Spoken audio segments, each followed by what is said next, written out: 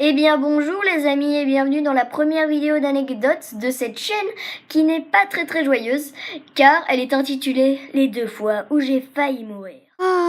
Alléluia. Il nous est tous arrivé d'avoir failli mourir au moins une fois dans notre vie, sauf si vous êtes vraiment tout petit. Alors je vais vous raconter ces 2 fois. Alors la première fois, c'était une belle journée d'été. Nous avions été invités chez la meilleure amie, ou une des meilleures amies de ma grand-mère. Nous jouions dans la piscine, comme des fous.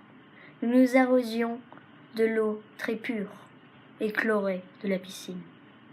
Nous nous donnions des coups de frites, pas celles à manger, les frites pour nager. Super blague. Et on s'amusait comme des foufous. Sauf, il y avait une bouée en forme de pneu. Je crois que vous avez peut-être commencé à comprendre. Alors que je sautais dans cette bouée, et que les autres étaient à l'extérieur de cette bouée, en fait je fus coincée dans la bouée, j'étais en plein milieu, voilà, c'est une bouée à trous, donc vous pouvez rentrer dedans, et moi j'étais totalement coincée, j'avais les jambes d'un côté, la tête sous l'eau de l'autre, et j'étais littéralement en train de me noyer, et en fait j'ai vraiment cru que j'allais mourir. J'ai pas vu ma vie défiler du tout, je pense que c'est pas vrai, ou que c'est juste un... Enfin en tout cas moi ça m'est pas du tout arrivé. Je manquais d'air, j'étais sûre que j'allais mourir, je repensais à tout ce qui s'était passé dans ma vie d'un gamin de 6 ans. C'était tellement énorme, vraiment. Non, je rigole. Je pensais à rien du tout. Je pensais juste à sortir de cette bouée et au fait que j'allais mourir.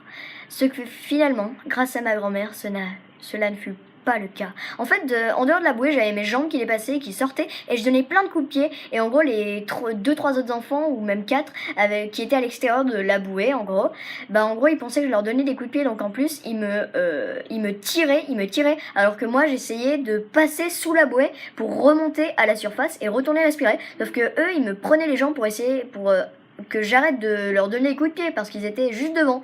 Et ma grand-mère a tout de suite compris ce qui s'était passé parce que les autres ils étaient totalement stupides. Et donc en gros, elle leur a enlevé les mains elle a enlevé les mains qui me tenaient les pieds, je sais pas à qui elles appartenaient, et elle m'a poussée. Et c'est elle qui m'a sauvé la vie. Merci mamie.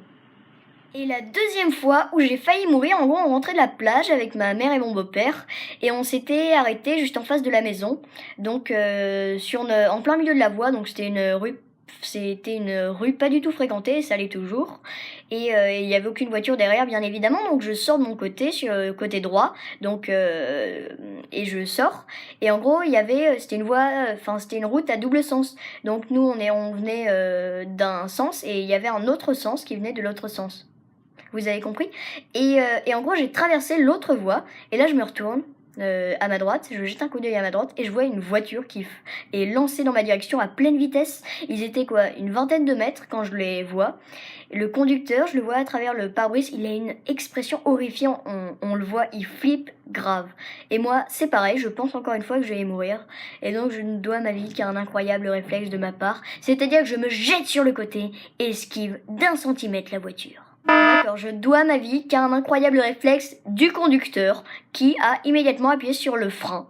Il s'est arrêté à 2-3 mètres, et puis là je vois mon beau-père qui était déjà sur le trottoir avec il avait une tête il était lui aussi horrifié, ça se voyait qu'il avait ultra flippé.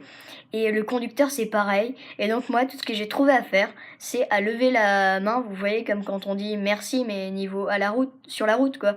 Donc j'ai levé ma main et j'ai fait comme un coucou sans bouger la main, vous avez compris. Et c'est tout ce que j'ai trouvé à faire, puis après je pars. Et pendant une demi-heure je me répétais dans ma tête que si ce conducteur n'avait pas été aussi habile, je serais probablement plus là pour vous parler et pour avoir la meilleure chaîne YouTube au monde. Bon et bien les amis, c'est la fin de cette vidéo, j'espère qu'elle vous aura plu. N'hésitez pas à l'aimer si elle vous a plu et à vous abonner en cliquant sur le E.